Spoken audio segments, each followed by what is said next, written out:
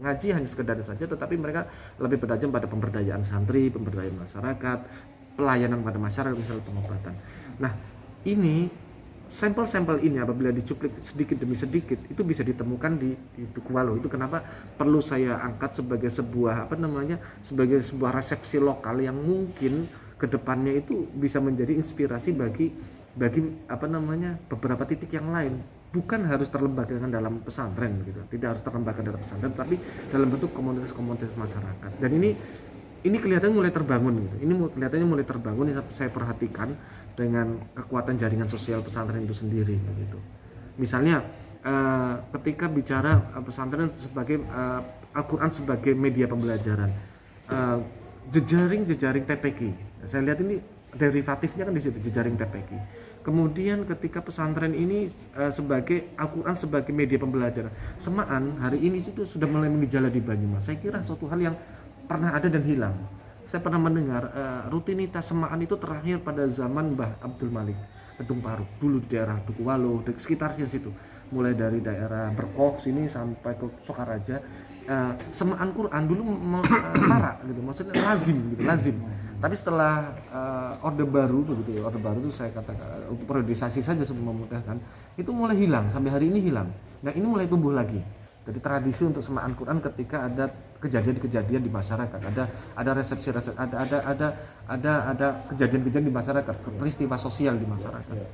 Nah, kemudian Al-Quran sebagai sebuah misalnya amaliyah misalnya untuk mujahadah, kemudian amaliyah Al-Quran itu sebagai hari ini hampir 3 tahun terakhir Asmaul Husna itu sebagai sebuah penanda di situ adanya semaan Quran itu menggejala di daerah Purwokerto Utara sampai ke ini. Nah, ini saya melihat bahwasanya resepsi Quran ini pernah ada, itu mungkin gitu loh Prof. Jadi mungkin pernah ada pasang surut, maksud saya pernah pasang surut dan pasang lagi. Nah, gejala ini belum sampai ke sana. Kenapa resepsi Quran? Saya tidak tahu di tempat teman-teman sekalian. Sebagaimana cerita Pak Kusnan kemarin, ada peristiwa kemarin di Tambak kemarin Pak Syar ya, yang di Tambak atau di Sumpih kemarin. Yang apa itu? Pak siapa namanya? Saridin. Pak Saridin. Saya tidak, apakah itu dia stagnan? Artinya mereka merayakan menerima Quran itu stabil dari zaman dahulu sampai hari ini, atau sekarang justru sedang dekadensi? Artinya nyari selamatan mungkin nggak mesti setahun sekali, mungkin udah hilang. Tahlilan ya kasih kotak gitu, mulai muncul formalisasi perayaan Al-Quran di masyarakat. Nah, ini gejala apa ini? Nah, itu memang perlu pendalaman. Nah, itu dalam konteks Al-Quran, bagaimana resepsi Al-Quran di lingkungan pondok pesantren dan implikasi hilang. Pengamatan saya dari reformasi sampai hari ini, tahun 2000 sampai hari ini, tahun 2007 2008 tuh masih marak, 2010 ke sini 10 tahun terakhir ini mulai hilang ruqyah. Itu ruqyah maksud di lingkungan publik ya, sampai kemudian akhir-akhir ini gejala mulai muncul lagi yang sumbernya itu dari kiai, dari pesantren. Jadi ada JRQ, kemudian apalagi itu ada, setahu saya ada 4 klub yang lembaga resmi di Banyumas ini yang sumbernya dari bagaimana mereka meresepsikan Quran yang bermula dari pesantren. Ini membaca gejala ini tentu adalah membaca gejala masa depan itu sendiri. Membaca gejala hari ini, masa lalu adalah membaca gejala masa depan itu sendiri. Apakah ini adalah pertanda mulai pasangnya kesadaran, kemudian euforia, bahasa saya euforia karena itu dia tentatif gitu, euforia masyarakat terhadap Al-Quran, atau ini justru hanya sekedarnya itu tadi angat-angat saja, kemudian kita hanya sekedar merayakan karena kita lagi senang, setelah kita nggak senang ya ditinggalkan. Nah, ini secara sosial bagi kalangan pesantren dan stakeholdernya, pemenang dan sebagainya, saya pikir IAIN, saya kira ini suatu hal yang sangat perlu untuk diamati. Ya, tambahan pancingan lagi. Jadi tantangan dalam dunia riset itu kan menurut saya dan juga yang lain lah ya, itu sederhana. Apakah sesuatu yang akan kita teliti ini akan memiliki sesuatu yang baru atau tidak? Gitu ya. Jadi apakah ada something new atau tidak? Gitu kan. Jadi tentu Pak Sugeng punya kewajiban untuk melakukan pemetaan terhadap apa saja dan siapa saja yang pernah melakukan penelusuran, penelitian, lalu kemudian menuliskannya dalam bentuk publikasi ya terkait dengan resepsi Al-Quran yang tadi dilakukan di tengah-tengah masyarakat. Syukur kalau memang belum banyak, begitu ya. Kalau toh misalnya sudah banyak juga nggak ada masalah, asalkan kita betul-betul memiliki apa ya point of distinction lah, ya. Ada titik yang membedakan dengan yang sebelumnya. Dalam dunia riset ilmu sosial itu, setahu saya hanya ada 3 kemungkinan pada dari 4. Yang pertama adalah afirmasi. Sifatnya adalah mengafirmasi apa yang sudah ditemukan oleh orang sebelum kita dengan angle, dengan perspektif, dengan coverage data yang lebih luas. Jadi menguatkan, gitu ya. Kalau tidak, yang kedua mendestruksi, ya, merusak total, gitu kan. Jadi misalnya Pak Husain pernah neliti apa, lalu Pak Sugeng kritik habis entek-entekan lah, ditelanjangin betul, dibanting entek-entekan gitu kan, narasi gitu kan, gelut lah kira-kira gitu kan. Itu destruksi ya. Atau kalau tidak, ia merusak sebagian, membangun sebagian kembali yang disebut dengan dekonstruksi. Gitu ya. Nah ini 3 salah satu di antara 3 di antara 4. Yang keempat apa? Inovasi. Setahu saya dalam dunia ilmu sosial itu jarang sekali ada inovasi gitu yang betul-betul tidak terkait, pure, tidak ada kaitannya dengan yang sebelumnya. Nyaris tidak mungkin dalam pengamatan saya.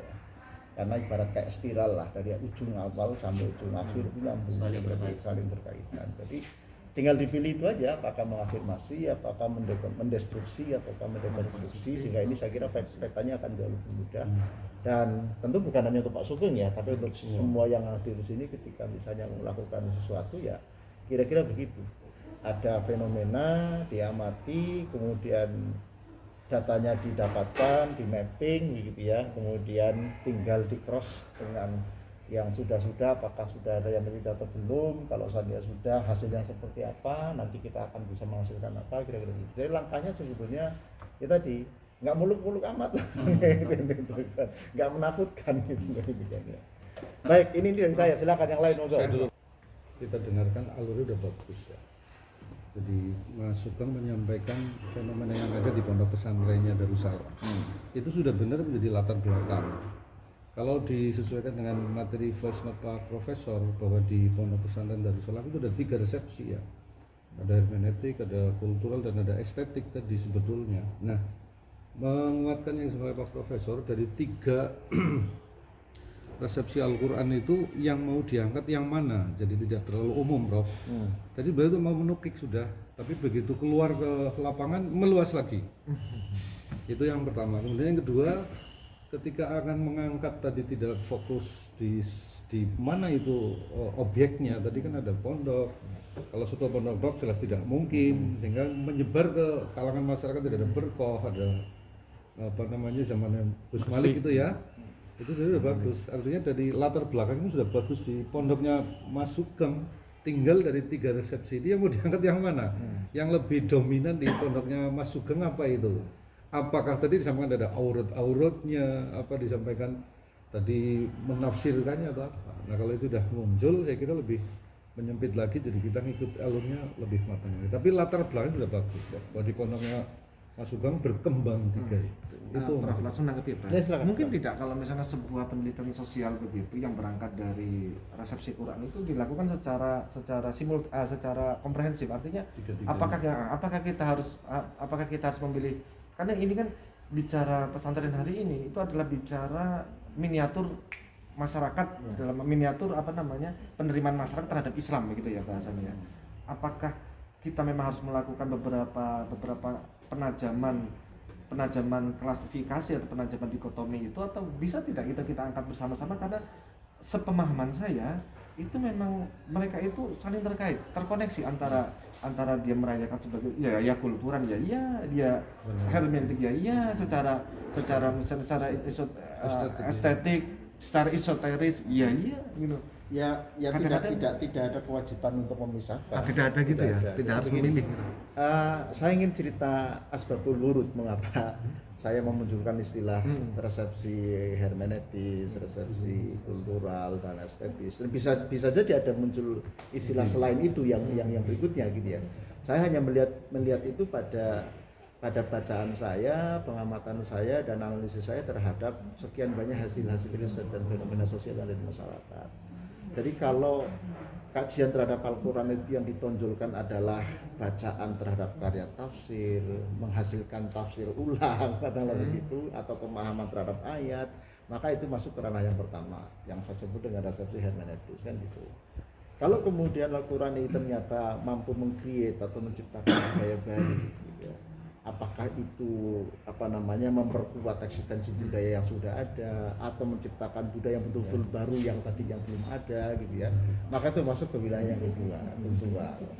Lalu yang ketiga ya sebagaimana saya definisikan, kalau Al-Quran itu mampu memberikan sentuhan-sentuhan dan pengaruh secara estetis terhadap para pengimannya, ya itu masuk ke yang ketiga, kan gitu. Jadi kalau kemudian yang dilihat tren yang tentu sangat berbeda dengan komunitas pada umumnya, begitu ya, karena satu, Al-Quran merupakan keseharian mereka, kan, yang ngapalin, yang baca tafsirnya, yang kemudian ya musyawarah, kemudian bagaimana mendiskusikan makna-makna yang ada dalam Al-Quran, sampai tajrib Quran, sampai kemudian dia wiridane Quran, gitu, jimatnya segala macam gitu kan. Jadi ya bisa tiga-tiganya, kan itu kan, bisa tiga-tiga selagi itu memang fenomena itu memang kelihatan terjadi dan tidak memberatkan peneliti, Pak. Tidak. Maaf, Bro. Ya silakan.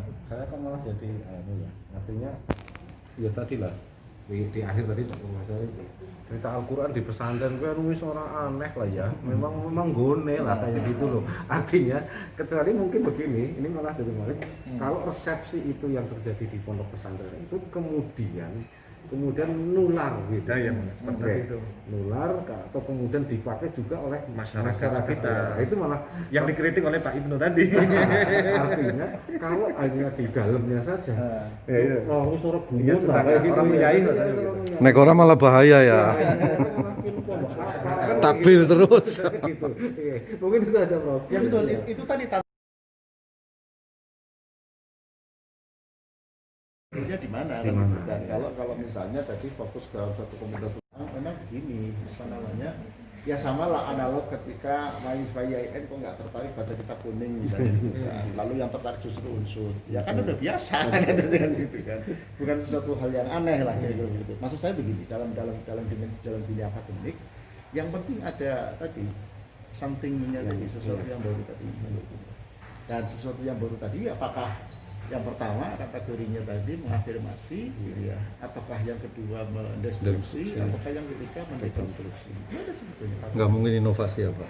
Kayaknya Ya sebenarnya mungkin saja terbuka sih. Tapi mungkin gini Pak, tadi dari Pak Suku dan Pak Idrus tadi sudah masuk, karena tadi dari Pak Pro juga sampaikan bahwa sebenarnya